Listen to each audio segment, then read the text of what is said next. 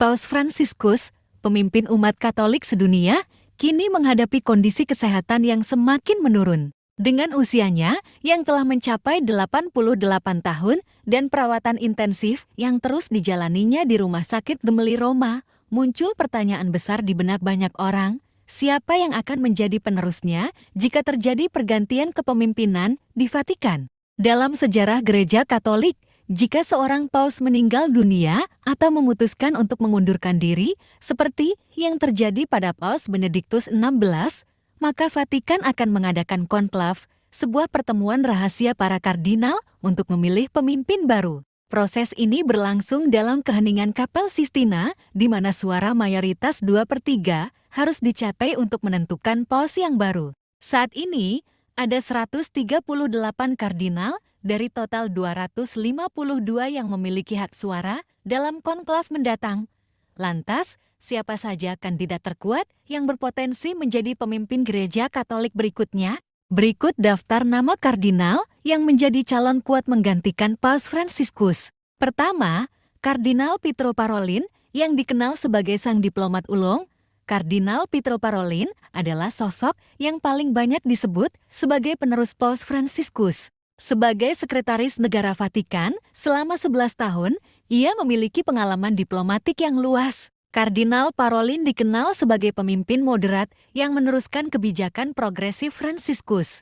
Jika ia terpilih, Parolin akan memastikan kesinambungan reformasi dalam tubuh Gereja Katolik serta mempertahankan posisi diplomatik Vatikan yang kuat di dunia internasional. Kedua, Kardinal Fridolin Ambongo-Besumu yang dikenal sebagai simbol konservatisme Afrika. Dari benua Afrika, muncul nama Kardinal Fridolin Ambongo-Besumu, seorang pemimpin gereja yang teguh dalam mempertahankan ajaran konservatif. Ia menjadi sorotan ketika menolak ajaran Paus Fransiskus mengenai pemberkatan pasangan sejenis. Kepemimpinannya akan menjadi titik balik bagi Gereja Katolik dengan pendekatan yang lebih konservatif dan berakar kuat pada ajaran tradisional. Ketiga, Kardinal Wim Iyek, seorang dokter yang menjadi kardinal sebagai mantan dokter medis.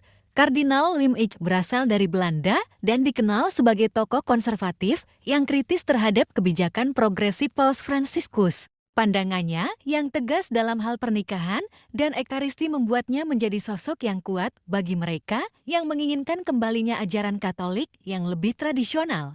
Keempat, Kardinal Peter Erdo, kardinal yang menjadi oposisi terhadap imigrasi. Dari Hungaria, Kardinal Peter Erdo juga masuk dalam daftar kandidat kuat. Ia dikenal karena sikapnya yang tegas terhadap masalah imigrasi dan reformasi gereja. Jika Erdo terpilih, kemungkinan besar ia akan membawa Gereja Katolik ke arah yang lebih konservatif, terutama dalam hal kebijakan sosial dan etika. Kelima, Kardinal Luis Antonio Tagle. Kandidat lain yang menarik perhatian adalah Kardinal Luis Antonio Tagle dari Filipina. Ia dikenal sebagai Paus Fransiskus Asia karena pendekatan pastoralnya yang ramah dan inklusif. Tagle adalah pendukung reformasi gereja dan memiliki visi progresif mengenai umat Katolik yang bercerai, pernikahan ulang, serta komunitas LGBT. Jika ia terpilih, ia akan menjadi paus pertama dari Asia, mencerminkan pertumbuhan pesat Gereja Katolik di benua ini. Keenam, Kardinal Raymond Burke. Salah satu tokoh konservatif paling vokal di Gereja Katolik adalah Kardinal Raymond Burke. Ia dikenal sebagai pendukung kuat Misa Latin dan sering mengkritik kebijakan Paus Fransiskus yang dianggap terlalu liberal. Jika ia menjadi paus, Gereja Katolik akan kembali ke ajaran tradisional yang lebih ketat, terutama terkait dengan ekaristi, pernikahan, dan moralitas seksual. Ketujuh, Kardinal Mario Grech, si moderat dari Malta, yang juga menjadi kandidat kuat. Sebagai Sekretaris Jenderal Sinode Uskup, Grech dikenal dengan pendekatan moderatnya dalam menangani isu-isu gerejawi.